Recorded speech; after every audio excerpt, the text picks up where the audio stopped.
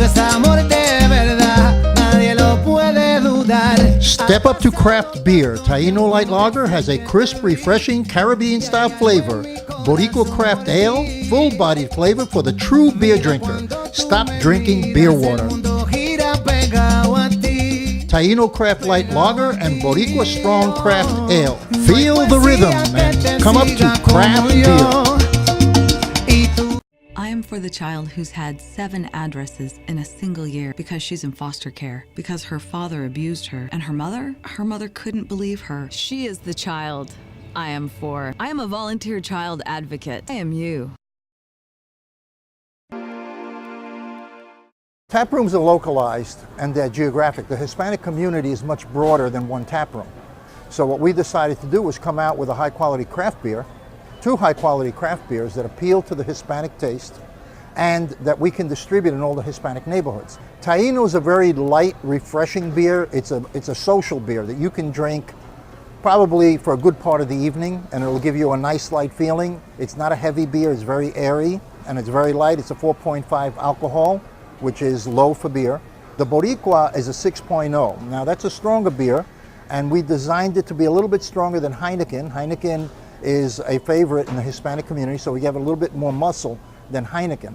Boricua right now, in a very short amount of time, it's been a miracle for us because we've gotten a large range of acceptance at the retail level.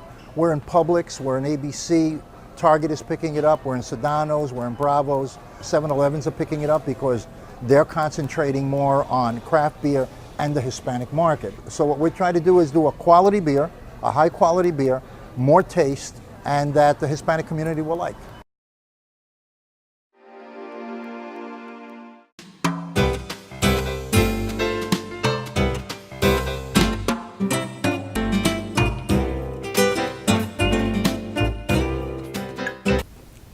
Welcome back to Latina Role Models. This is your host, Margie Vieira, with the Hispanic Chamber of Commerce. Like every Tuesday night, we celebrate the accomplishments of Latina entrepreneurs here in Central Florida and those heroes that support them. We have a very special guest today. She's an ambassador with the Hispanic Chamber of Commerce. Her name is Monica Hernandez from Harbor Bank. Welcome to the show, Monica. Thank you for having me. Yes, yes. I'm very excited to be here. I'm excited you're here. You know, we want to hear your story. We're trying to get Latina role models watching the show excited about either starting their businesses or growing in their careers. So we want to hear from you. We want to hear your accomplishments. We're going to get a little bit personal. Go for it. I want to hear the whole thing. Okay. How do you make it work? Okay. Okay, so, you know, what do you do at Harbor Bank? And we also want to know, how long have you been there? What's been your career path within the organization? I've been with Harbor Community Bank for about 2.5 years, almost going in 3 years this year. And I'm a personal banker there, so I have a lot of personal connections with everybody. I love, you know, sitting down and talking to people. It's been my passion in banking for 17 years. I know I don't look that old, but 17 years in banking, and it's been something that I always love to do. I love talking to people. I'm a people person. So I ask a lot of questions. I get to know my clients. I help them, gear them to their goals, their dreams, whether it be owning their own business, buying a house, starting a family, you know, and going through struggles in life. That's what personal bankers are here for. So that is outstanding. Yeah. So you've been doing that for 17 years. Yep. Wow. And then you look like that. Now I want to know about your beauty regimen. Just kidding, just kidding. So every day you wake up to help people find their path and find their dream and how to make it come into reality. So, you know, where did you get the energy to do that, and who motivates you?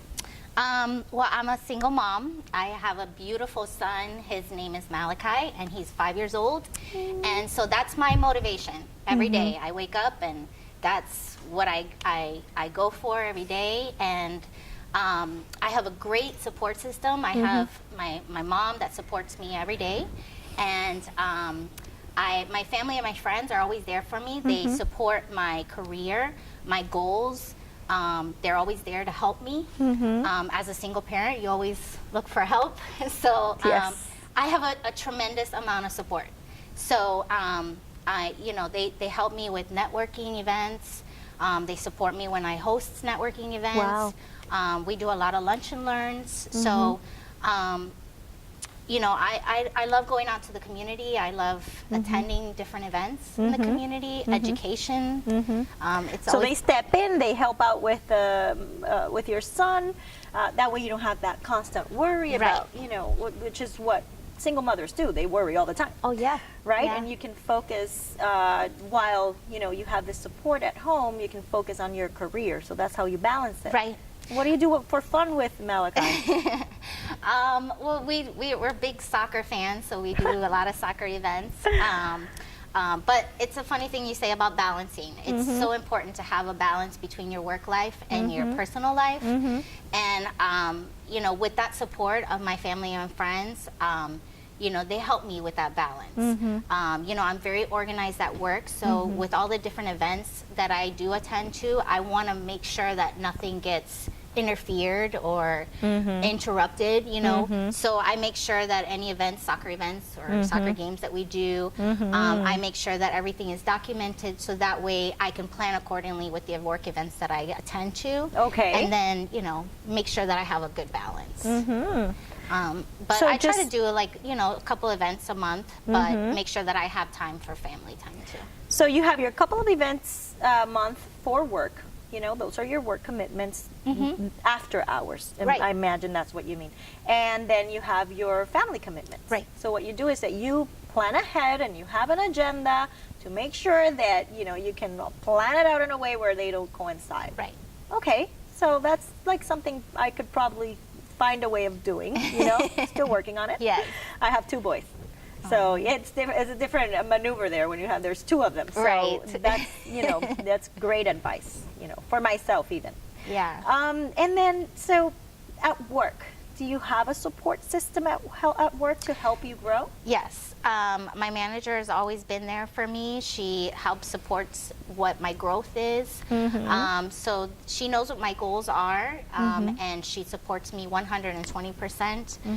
We have a great staff. So we help each other out. We help each other grow and learn new things. In life, you always are open to learn. You always want to stay true to yourself and believe in yourself, believe in the dreams that you have. And even though they may not be possible right now, but always strive for the future, and always be open to learn new things because you never know where it's going to get you. Absolutely, absolutely.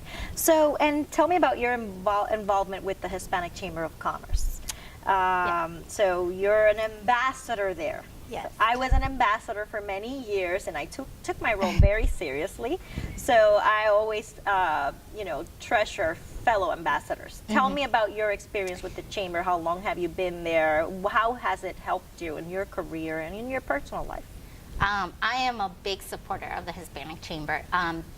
It has helped me grow personally and professionally. I started off about 4 years ago with the chamber.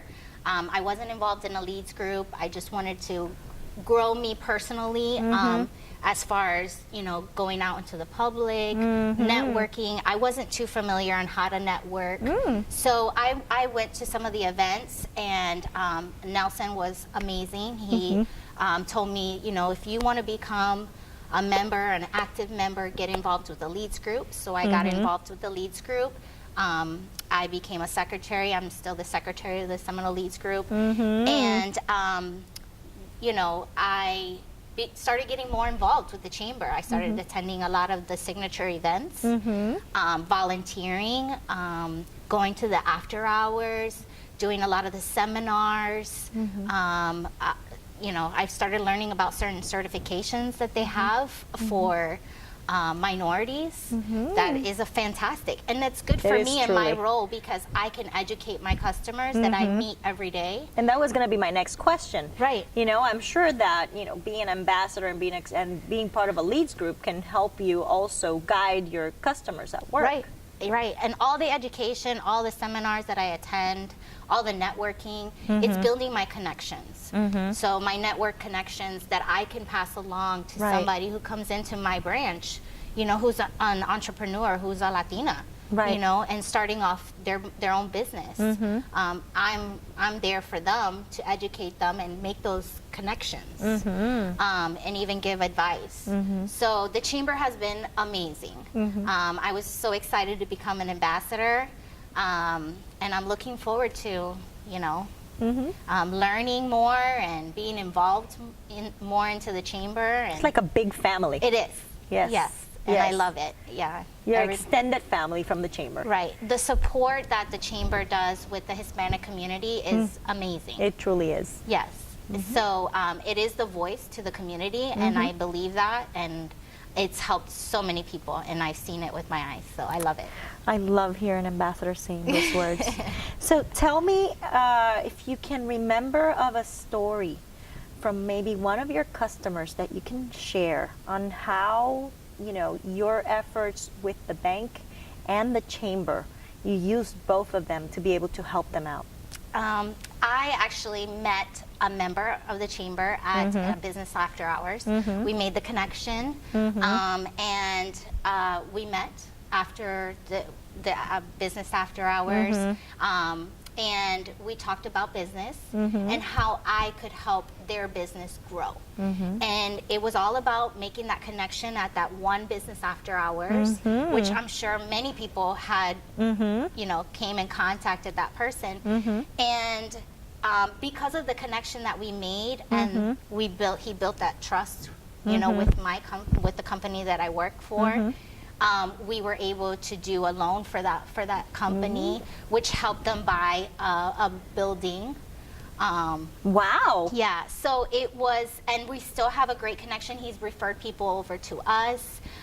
We've invited him to different events too, you know, and we've built that connection all from that one event. From just that, attending one business after hour. Right. And it was that he was a member of the chamber, I was a member of the chamber, we were all at one event.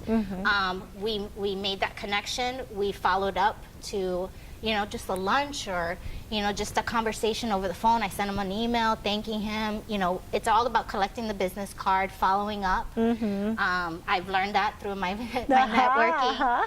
And I quickly sent him an email and, you know, just thanked him for the conversation that we had at the event. It was a pleasure meeting him. And, you know, with the follow-up skills, we followed up with another meeting. We talked, we connected, and it built a tremendous relationship between us and his business.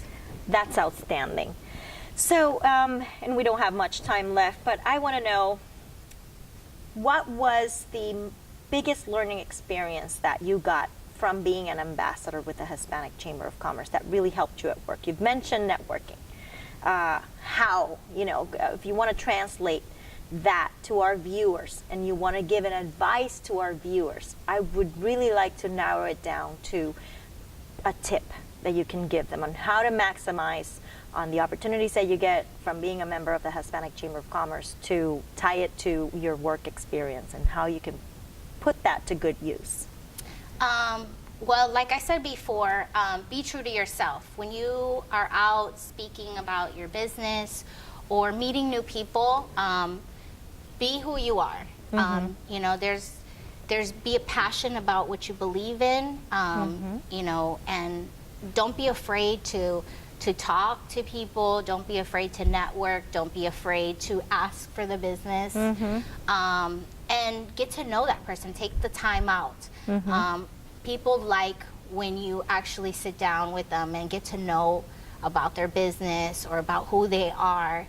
And, you know, that time that you get to spend with that person, it could go a long way.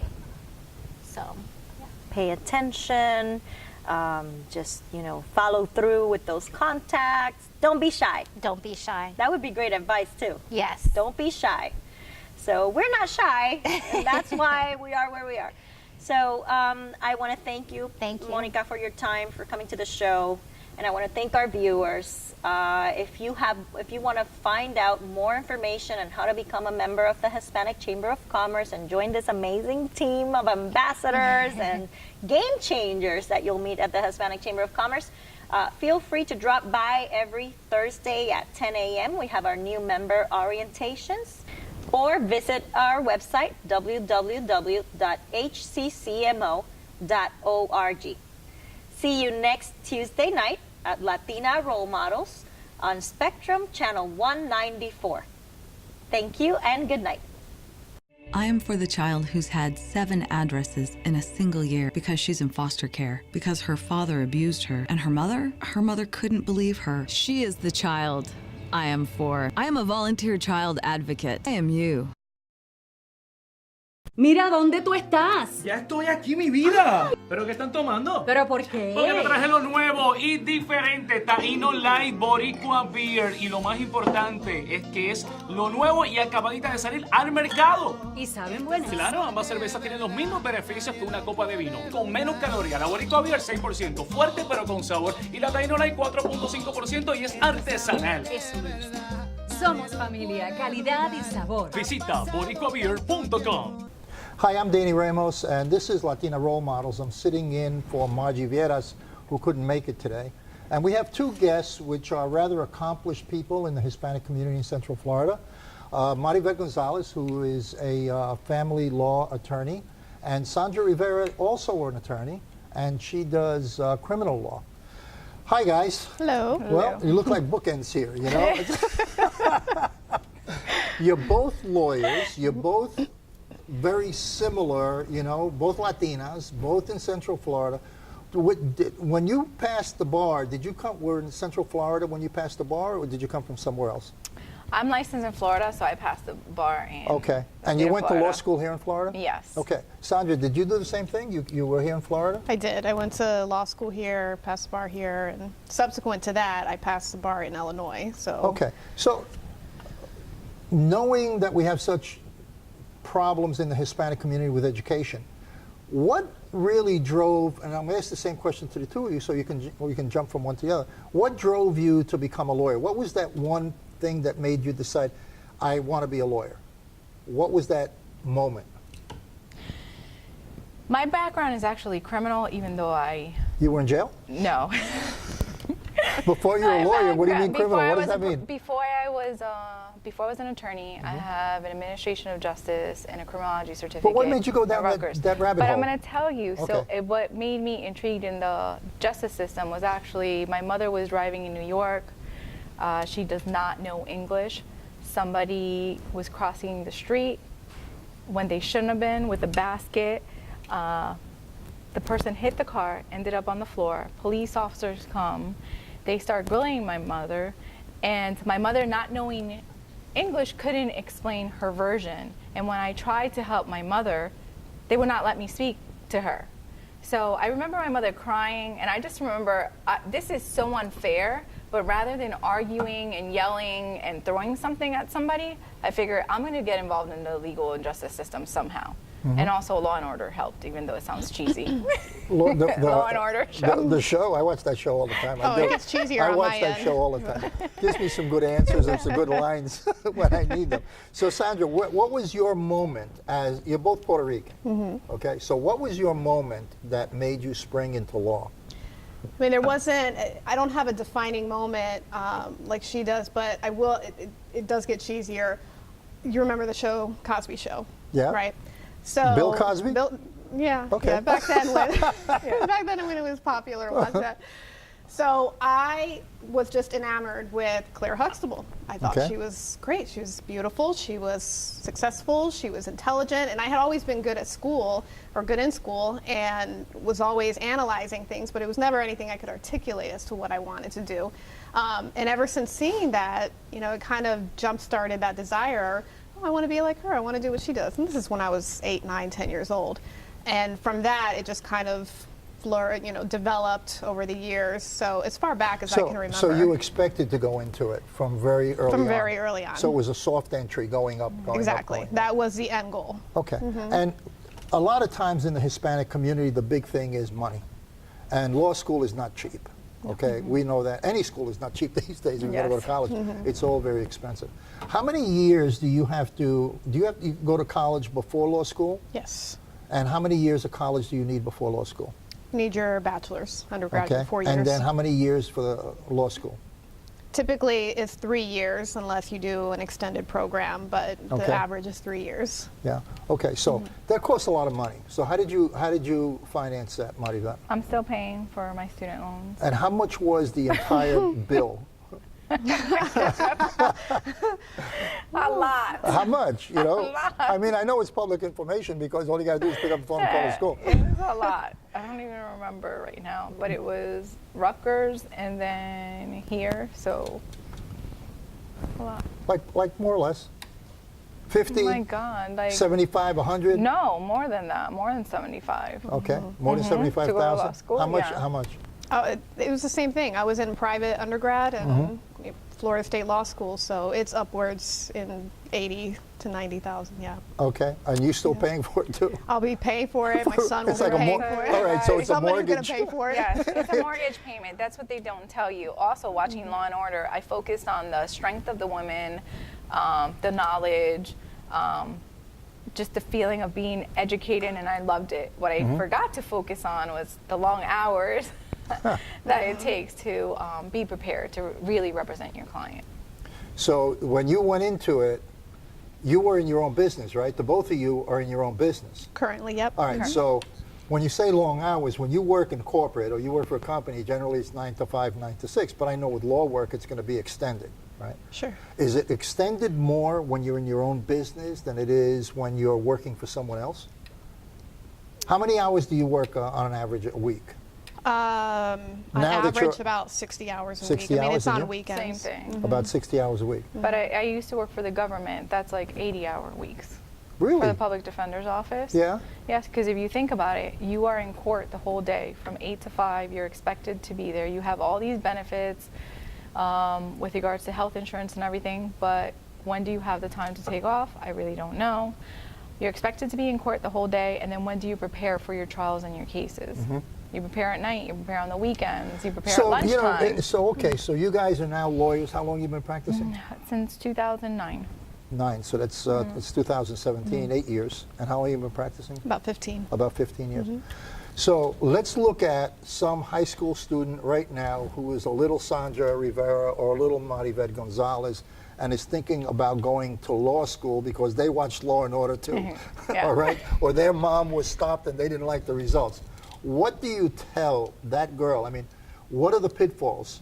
Would you encourage them or would you not encourage them? It Would depends you? on their intentions. I mean, if they're going into it with the intention of making a lot of money and being uber successful, yes, it can happen, but it's not as common as maybe it once was. It's a difficult business. It's a difficult business to make money, to get clients. I mean, the market is saturated. So you have to know what you're going into the field of law for. If you're going in there because you have a heartfelt desire to change the world on some level and reach a certain market or class of people, you know, then that's your passion. Nobody's going to get you to stray from it.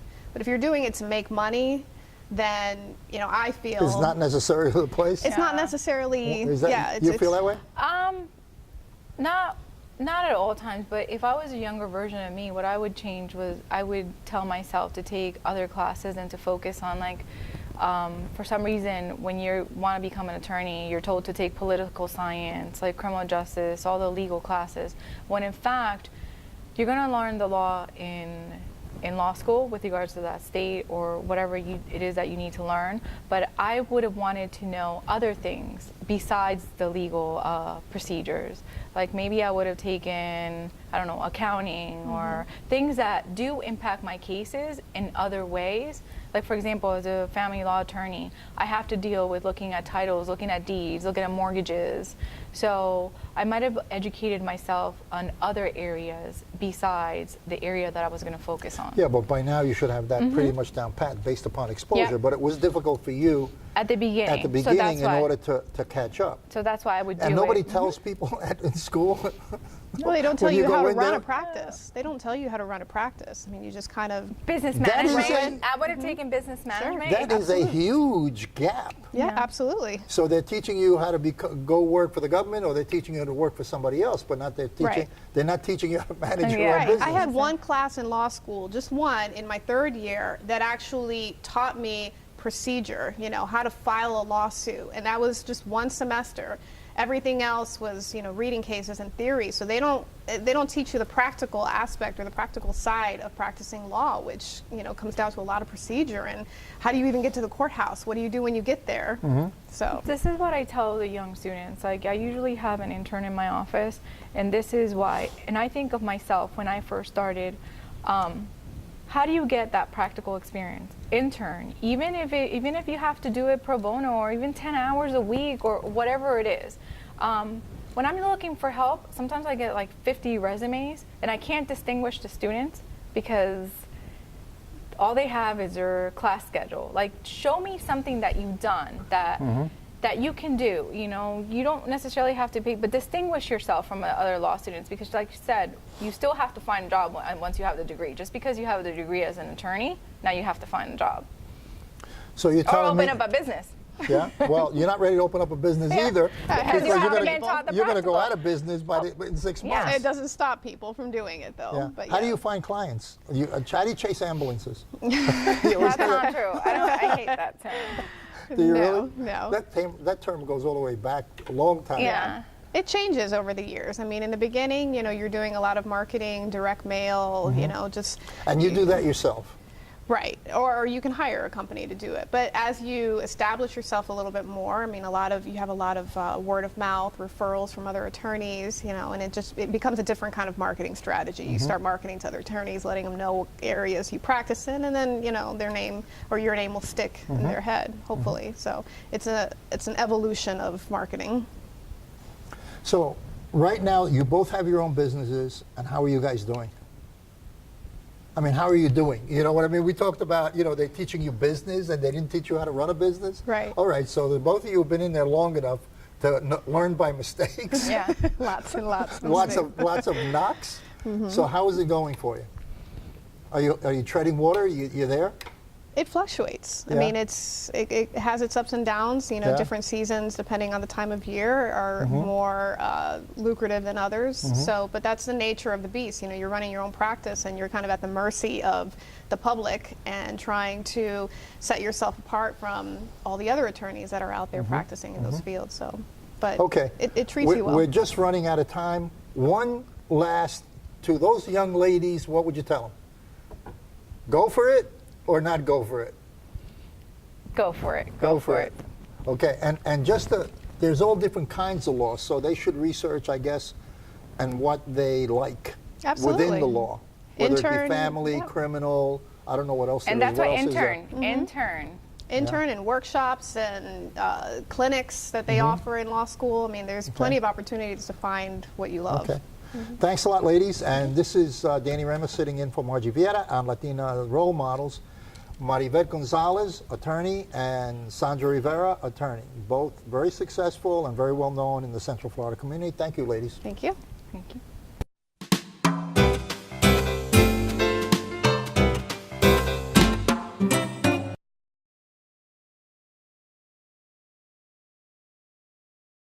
I am for the child who's had 7 addresses in a single year because she's in foster care, because her father abused her, and her mother couldn't believe her. She is the child I am for. I am a volunteer child advocate. I am you.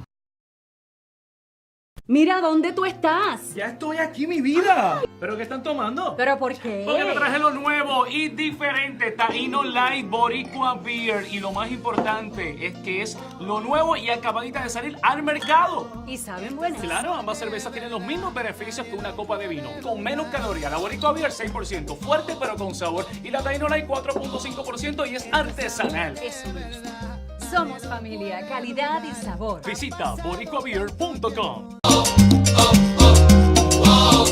Esto es amor de verdad, nadie lo puede dudar. La cerveza Taino Light Lager tiene un sabor refrescante y caribeño. La cerveza Boricua Beer Ale tiene un sabor completo. Para los amantes de la cerveza artesanal, pare de tomar cervezas aguadas, tome cerveza artesanal. Taino Light Lager y Boricua Beer Ale. Somos familia, calidad y sabor.